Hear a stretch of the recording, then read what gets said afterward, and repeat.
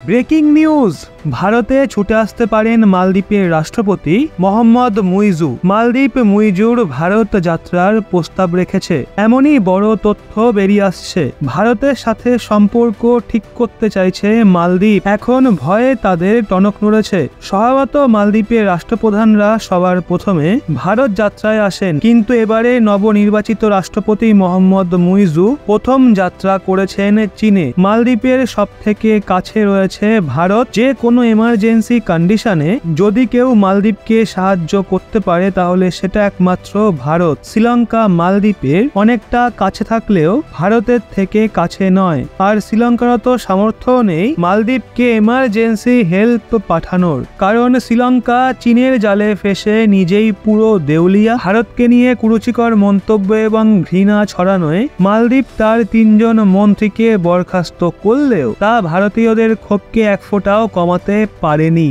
ভারত এখনো অবধি কোনো অ্যাকশন না নিলেও ভারতীয়রা অ্যাকশন নেওয়া শুরু করে দিয়েছে। আর এই ভারত ও মালদ্বীপের বিবাদ নিয়ে এমন কিছু হয়েছে যেদিকে কারোর নজরই পড়েনি। মালদ্বীপ চীনের উস্কানিতে ভারতের সঙ্গে বেইমানি করে, কিন্তু ভারতের মানুষরা এইবার মালদ্বীপের ওপর যে পাল্টা হামলা করেছে তা দেখে চীন ঘাবড়ে গেছে। বিগত 2 বছর ধরে মালদ্বীপে ইন্ডিয়া আউট ক্যাম্পেইন চালানো চীন হঠাৎ মিষ্টি মিষ্টি কথা বলা শুরু করেছে। আপনারা মানুন বা না মানুন, এইবার ভারতের জনতা মালদ্বীপ এবং চীনকে পুরো নাড়িয়ে দিয়েছে। তাই তো চীন হঠাৎ এটা বলা শুরু করে দিয়েছে যে সে ভারত এবং মালদ্বীপের সুসম্পর্কের সম্মান করে। আসলে প্রথমবার চীন মালদ্বীপের ওপর ভারতীয়দের পাল্টা হামলা দেখে ঘাবড়ে গেছে। এইবার ভারতে যা হয়েছে সেটা ঐতিহাসিক। মালদ্বীপকে শিক্ষা দেওয়ার জন্য এইবার ভারত সরকারের থেকে তো ভারতের মানুষরাই এগিয়ে রয়েছে। ভারতের মানুষরাই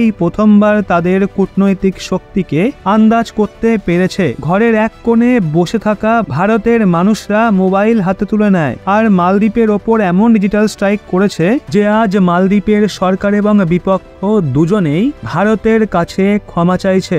এইবার ভারতের মানুষরা প্রধানমন্ত্রী মোদির সঙ্গে মজবুত ভাবে দাঁড়িয়ে রয়েছে। অপমানের বদলা নেওয়ার জন্য এইবার ভারতের মানুষরা মালদ্বীপের ওপর যে হামলা করেছে তা সেনার বীরত্বের থেকে কম নয়। শুধু ভারতের এই একতা দেখেই চীনের অবস্থা খারাপ হয়ে গেছে। ভারতের প্রতিটা বিষয় নিয়ে জ্ঞান দেওয়া চীন এইবার চুপ রয়েছে। চীন দেখছে কিভাবে ভারতের হাজার হাজার মানুষ বয়কট মালদ্বীপ বলে নিজেদের যাত্রা ক্যান্সেল করে দিয়েছে। 8,000 হোটেল বুকিং এবং 2300 ফ্লাইট ক্যান্সেল করিয়ে ভারতের মানুষরা মালদ্বীপের ট্যুরিজম সেক্টরের ব্যান্ড বাজিয়ে দিয়েছে। এক্ষেত্রে চীনের ভয় হচ্ছে যদি এভাবে বয়কট চীন শুরু হয়ে যায় তাহলে কি অবস্থা হবে। অবশ্য এমনিতেই ভারত সরকার মাঝে মধ্যেই চীনের কোনো না কোনো প্রোডাক্টের ওপর ব্যান লাগাতেই থাকে। শুধু ভারতের মানুষরা চীনের ওপর এখনো অতটা নজর দেয়নি, কিন্তু যদি ভারতের জনতা এবার চীনের দিকে নজর দেয়, মালদ্বীপের মতো বদলা চীনের সাথেও নেওয়া শুরু করে দেয়, তাহলে চীনের কি অবস্থা হবে সেটার আন্দাজ আপনারা করতে পারছেন। এর জন্য আপনারা দেখছেন মালদ্বীপের রাষ্ট্রপতি এত বড় রিস্ক নিয়ে সমস্ত পরম্পরা ভেঙে নিজের প্রথম বিদেশ যাত্রায় ভারতের বদলে চীনে যাওয়া বেশি গুরুত্বপূর্ণ বলে মনে করে। কিন্তু চীন মালদ্বীপের রাষ্ট্রপতির এই যাত্রাকে ভীষণই লো প্রোফাইল রাখছে। চীন কি থোড়াই জানতো মোহাম্মদ মুইজু আসার আগে এরকম হইচই পড়ে যাবে? চীন তো এই ধান্দা নিয়ে বসেছিল মালদ্বীপের রাষ্ট্রপতির প্রথম যাত্রাকে ভারতের বিরুদ্ধে ব্যবহার করার জন্য। কিন্তু মোহাম্মদ মুইজু এখন চীনের জন্যই বিপদ হয়ে উঠেছে। বাকি এই বিষয়ে আপনাদের কি মনে হয়? ভারতের যখনই কোনো কিছুর দরকার পড়ে তখন ইসরায়েল কখনোই ভারতকে হতাশ করে না, আর ইসরায়েলের এই বিষয়টাই আমাদের ভারতীয়দের খুব পছন্দের। মালদ্বীপ বিবাদে এখন ভারতের ভীষণই কাছের এক মিত্র দেশ এন্ট্রি নিয়ে ফেলেছে, আর সেই দেশ অন্য কেউ নয়, আমাদের সবার প্রিয় ইসরায়েল। সাধারণত হয় কি, যখনই দুই দেশের মাঝে ইন্টারন্যাশনাল লেভেলে কন্ট্রোভার্সি হয়, যে কোনো বিষয় নিয়ে অন্তরাষ্ট্রীয় স্তরে কোনো বিবাদ হয়, তো ভীষণই কম এমন দেশ হয় যে ওই বিবাদের মাঝে ঝাঁপিয়ে কোনো একটা দেশকে সমর্থন করে। কিন্তু আজকের দিনে দাঁড়িয়ে সেটাই ভারতের জন্য করেছে ইসরায়েল। ইসরায়েলের ভারতে যে এমবেসি রয়েছে সে মালদ্বীপ এবং ভারতের বিবাদে এন্ট্রি নিয়ে ফেলেছে, আর নিজের তরফ থেকে স্টেটমেন্ট জারি করে ভারতীয়দের মন জয় করে নিয়েছে। রেফারেন্স হিসেবে স্ক্রিনে দেখুন। ইসরায়েলের এম্বাসি তার স্টেটমেন্টে বলেছে, ভারত সরকার ইসরায়েলকে লাক্ষাদ্বীপ আইল্যান্ডে একটা ডিস্যালিনেশন প্রজেক্ট শুরু করার অনুরোধ করেছিল, যার পর ইসরায়েলের আধিকারিকরা লাক্ষাদ্বীপ আইল্যান্ড যাত্রা করেছিল। ভারত সরকারের নির্দেশে ইসরায়েলের সরকারি প্রজেক্ট নিয়ে কাজ করার জন্য পুরোপুরি রেডি রয়েছে। আর যেই সমস্ত মানুষরা লাক্ষাদ্বীপ আইল্যান্ডের প্রিস্টিন ও ম্যাজেস্টিক আন্ডার ওয়াটার বিউটি অর্থাৎ প্রাচীন ঐতিহ্যময় অভূতপূর্ব আন্ডার ওয়াটার বিউটিকে দেখেনি, তাদের জন্য আমাদের তরফ থেকে কিছু অদ্ভুত পিকচার এই টুইটের সাথে। এরই সাথে ইসরায়েলের এম্বাসি তার টুইটে লাক্ষাদ্বীপ আইল্যান্ডের কিছু পিকচার ও ভিডিও শেয়ার করেছে। আধিকারিকরা তাদের লাক্ষাদ্বীপ আইল্যান্ড যাত্রার সময় ক্লিক করেছিল।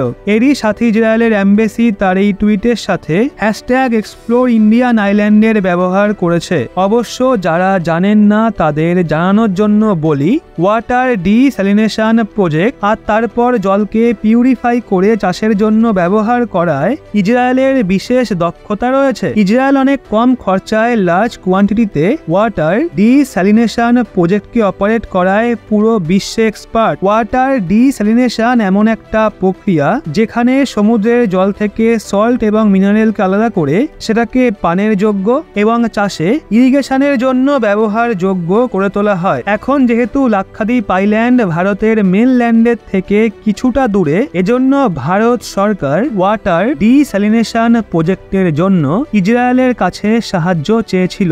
এখন যখন লাক্ষাদ্বীপ আইল্যান্ডে ট্যুরিস্টদের ফুটফল বাড়বে, লাক্ষাদ্বীপে বেশি মানুষ ঘুরতে আসবে, তো ওখানে ওয়াটার কনজাম্পশনও অনেক বাড়বে। এজন্য ভারত সরকার ইসরায়েলের সহায়তায় আগেই এর ব্যবস্থা করে ফেলেছিল। এখানে বিশেষ ব্যাপার হলো ইসরায়েলের জেস্চার। ইসরায়েলের এম্বাসি তার টুইটে পরিষ্কার মেনশন করেছে, লাক্ষাদ্বীপ আইল্যান্ডে ওই ডিস্যালিনেশন প্রজেক্ট শুরু করার জন্য ইসরায়েল তৈরি আছে। কারণ ইসরায়েল জানে ভারতের মানুষরা এখন মালদ্বীপকে বয়কট করছে, তাই লাক্ষাদ্বীপ আইল্যান্ডে ওয়াটার কনজাম্পশন আরো বেশি বাড়বে। আর এই বিষয়টাকে দেখেই সে ভারতকে ওয়াটার ডিস্যালিনেশন প্রজেক্ট কাল থেকেই শুরু করার কথা বলেছে। নো ডাউট যে টুইট করার আগে ইসরায়েলের এম্বাসি ভারত সরকারকে এই মেসেজ অলরেডি দিয়ে দিয়েছে, কিন্তু ওপেনলি পাবলিক প্ল্যাটফর্মে এই বিষয়টা ঘোষণা করে ইসরায়েল এটা পরিষ্কার করে দিয়েছে সেই পুরো বিবাদে ভারতের পাশে রয়েছে।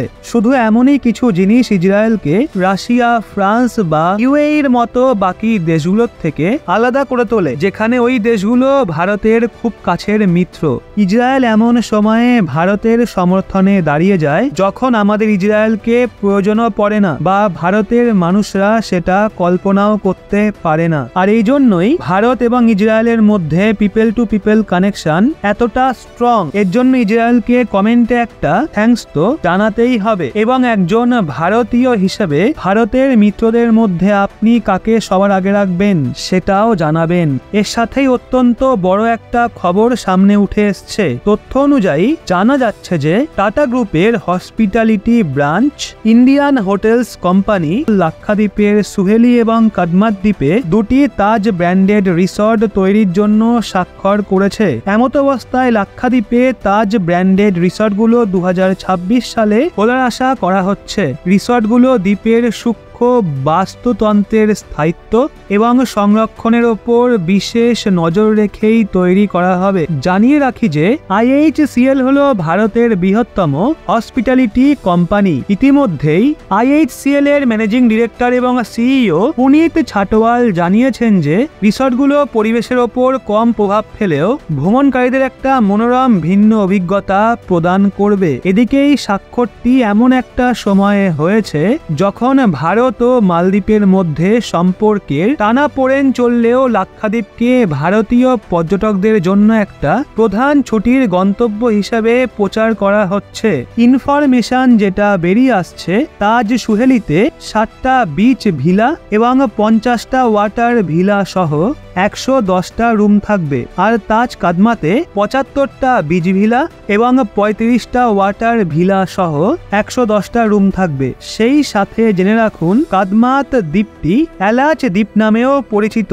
এটা কিন্তু একটা প্রবাল দ্বীপ, যেটা একটা বৃহৎ লেগুন সহ সামুদ্রিক সুরক্ষিত এলাকা, যা সামুদ্রিক কচ্ছপদের বসবাসের জন্য অত্যন্ত গুরুত্বপূর্ণ। কি বুঝতে পারছেন কতটা ইন্টারেস্টিং? তাই এবার আর নয় মালদ্বীপ, চলুন সবাই লাক্ষাদ্বীপ। তবে টাটা গ্রুপের এত বড় সিদ্ধান্তের জন্য রতন টাটাজির দেশভক্তি নিয়ে আপনারা কি বলবেন? টাটা গ্রুপ জিন্দাবাদ। ভারতের রত্ন রতন টাটা স্যারকে কোটি কোটি প্রণাম।